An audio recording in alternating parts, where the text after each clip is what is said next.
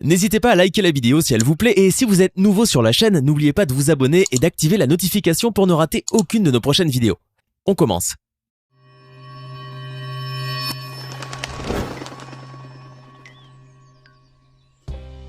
Bonjour et bienvenue à tous. 6ix9ine est incontestablement l'une des plus grandes figures emblématiques du rap américain.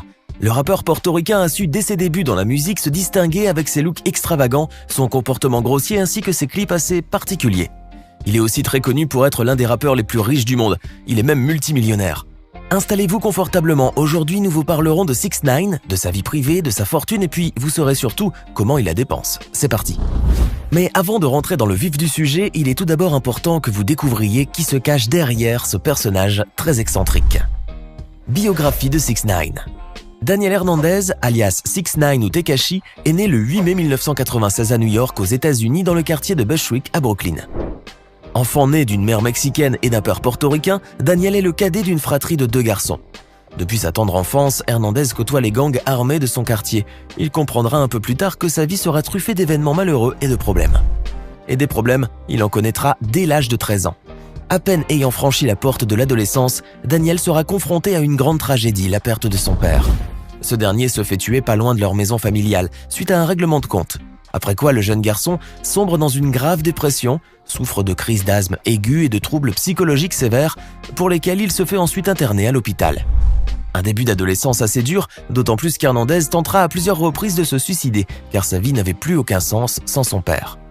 Cette même année, Hernandez se fait expulser de son collège pour comportement déplacé et il ne poursuivra jamais son cursus scolaire par manque de motivation. Pour aider financièrement sa mère, le jeune garçon se met à la recherche de petits boulots. Il en trouvera un dans le domaine de la restauration, mais là encore, il se fera renvoyer pour manque de compétences. À cette époque-là, Daniel était en couple depuis plusieurs années déjà, avec une jeune femme, Sarah Molina, avec qui il aura le 20 mars 2013 une petite fille nommée Saraya. Bien décidé à ne pas se laisser abattre par la pauvreté, Hernandez se lance alors dans la vente de substances illicites avec son frère, tout en travaillant en parallèle dans une épicerie. De son vivant, son père lui conseillait toujours de s'éloigner des gangs et du cercle vicieux des substances illicites. Mais Daniel s'est quand même laissé entraîner dans cette activité, qui sera d'ailleurs la cause de sa première incarcération puisqu'il a été accusé d'avoir agressé son employeur après que celui-ci ait découvert ses trafics illégaux. Depuis sa cellule, il fait la connaissance des Nine Trey Gangsters, un sous-groupe de la prison du gang de la rue Bloods avec lesquels il s'associera. C'est en 2014 qu'Hernandez débute sa carrière en tant que rappeur, notamment avec 2 célèbres tubes, 69 et Scum Life. Hernandez laissera la place à 6ix9ine ou Tekashi, ses 2 noms de scène. Au cours des années suivantes, le chanteur sort d'autres morceaux et clips musicaux dans lesquels il affirme son style de rap particulièrement agressif. Et c'est avec le label slovaque Fuck Them que le jeune rappeur fera son entrée dans le monde du rap. La musique de Hernandez est connue comme étant une musique hip-hop ou plus précisément comme sous-genre hardcore hip-hop, Soundclan rap, mêlant souvent des éléments de heavy metal, de hardcore punk, de crunk et de reggaeton. Le chanteur trouve ses inspirations dans plusieurs musiques, notamment dans celles de DMX, Tupac Shakur ou encore 50 Cent. Avec le temps, 6ix9ine bâtira une personnalité extravagante habillée par un look très excentrique. Le chanteur se montre sur scène ou dans les clips avec une longue chevelure teintée en toutes les couleurs, avec de fausses dents multicolores, et se fait une multitude de tatouages sur tout le corps, notamment celui du nombre 69, placé en plein milieu du front. Oui, plus flagrant, tu meurs. En octobre 2017, il publie son fameux clip Gummo dans lequel le propulsera du rang des rappeurs émergents au rang des plus grandes stars de rap américaines. Le clip au visuel percutant amasse des millions de vues sur YouTube et en quelques jours seulement et devient viral atteignant ainsi la 12e place du Billboard Hot 100.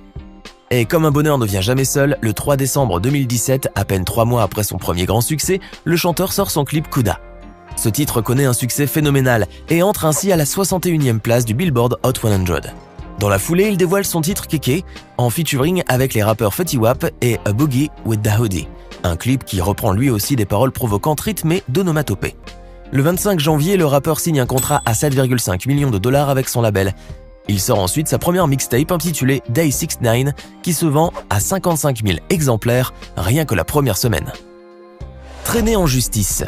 Même si sur le plan professionnel, le rappeur connaît un succès monstre, dans sa vie privée, en revanche, c'est un peu le chaos, puisque 6ix9ine a toujours eu de graves problèmes avec la justice. Et le moins que l'on puisse dire, c'est qu'il croule sous les accusations. En 2015, un an à peine après avoir débuté sa carrière de rappeur, 6ix9ine plaide coupable pour détournement de mineurs dans le cadre d'une performance ultra limite d'une fillette de 13 ans, qui avait été aperçue dans une vidéo en train de se livrer à des pratiques osées. Il déclare cependant pour sa défense qu'il n'y a eu aucune relation sexuelle entre eux et qu'il ignorait qu'elle était mineure au moment des faits. Il évite 3 ans de prison en se pliant à un accord avec sa juge, celui de ne plus diffuser d'images à caractère libidineux mettant en scène des femmes ou des enfants sur les réseaux sociaux, en plus de ne plus commettre de crimes dans les 2 ans à venir. En novembre 2018, 6ix9ine réapparaît sur le banc des accusés et cette fois-ci, il est soupçonné d'être la figure centrale d'un gang brutal, vicieux et criminel appelé Nine Trey Gangsters. Vous vous rappelez? Le gang qu'il a connu lors de sa première incarcération. Il fait aujourd'hui face à 17 chefs d'accusation, notamment pour vol, trafic de substances, port d'armes et crimes.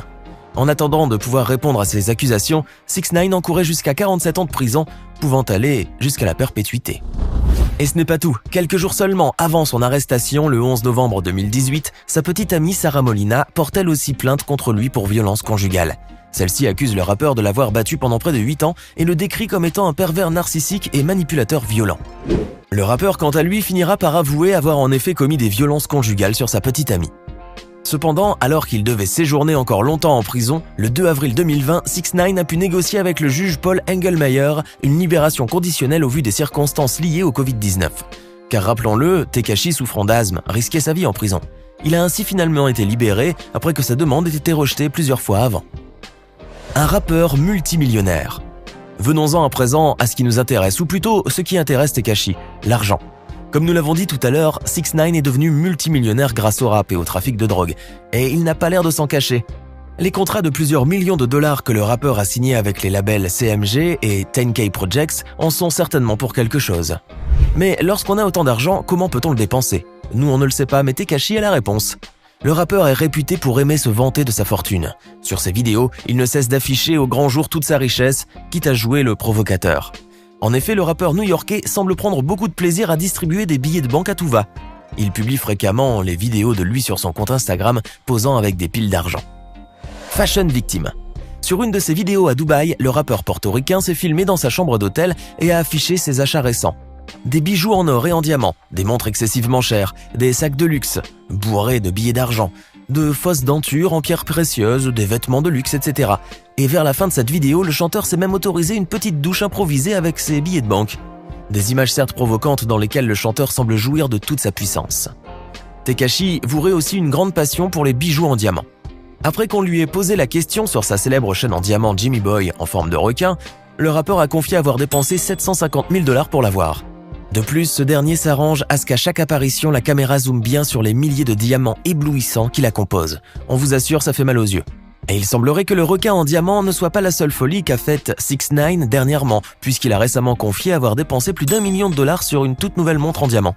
Alors que l'artiste purge aujourd'hui le restant de sa peine dans sa confortable demeure, il ne perd pas pour autant le nord et tient à garder ses 2 millions d'abonnés d'Instagram toujours au courant de ses achats.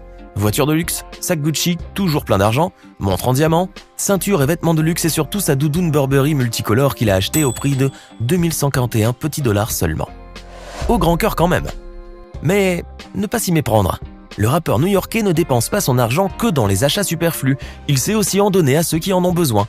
Il a à plusieurs reprises donné des sommes faramineuses à des écoles et des associations. D'ailleurs, à ce propos, il aurait récemment tenté de faire un don de 200 000 $ à l'organisation No Kid Hungry, qu'il aurait rejeté car leur politique refusait le financement des donateurs dont les activités ne correspondent pas à leurs valeurs. Dommage pour eux. En tout cas, Tekashi a d'autres dépenses à faire puisque sa sortie de prison lui a quand même coûté bonbon. La sécurité de sa vie au prix de millions. Alors qu'il était prévu que le rappeur séjourne en prison pendant 2 ans et ne devait sortir qu'en juillet 2020, sa libération sous surveillance et provisoire a dû être avancée pour des raisons de santé. Même si des rumeurs affirment qu'il n'a payé aucune caution, d'autres en revanche laissent croire qu'il a quand même dû mettre la main à la poche, mais rien n'est vraiment confirmé. En tout cas, s'il y a bien quelque chose qu'il va devoir se payer maintenant qu'il est dehors, c'est sa sécurité, et il paraît qu'elle devrait lui coûter des millions de dollars. Car pour réduire sa peine en prison, le rappeur avait accepté de coopérer avec des enquêteurs fédéraux et de dénoncer ses anciens associés et membres des Nine Trey Gangsters, en prenant le risque de se mettre en danger. Ceci obligerait donc le rappeur portoricain à se payer les services d'une garde rapprochée, afin d'éviter d'éventuelles vengeances. Après un long calcul, une année de protection pourrait lui coûter au bas mot 1,2 million de dollars tout rond. Bon, espérons pour lui qu'il a les sous, car ça risque de durer encore un bon moment. En tout cas, Tekashi n'a toujours pas fini de faire parler de lui et de sa fortune. Dès sa sortie de prison, le chanteur aurait gagné encore plusieurs millions grâce à sa nouvelle chanson Gooba, qui au passage a établi un record de 43 millions de vues en 24 heures seulement. De quoi s'autoriser une nouvelle petite folie. Alors, que pensez-vous de la façon avec laquelle 6ix9ine dépense sa fortune? Dites-nous votre avis dans les commentaires. Ce n'est pas fini. Envie d'en voir plus? Regardez tout de suite une vidéo insolite pleine de séquences incroyables et de découvertes inégalables sur la chaîne Eureka. Eureka est une chaîne consacrée aux listes insolites qui publie plusieurs fois par semaine des vidéos incroyables sur des sujets inédits. Cliquez tout de suite sur Eureka et découvrez maintenant la toute dernière vidéo de la chaîne. À demain!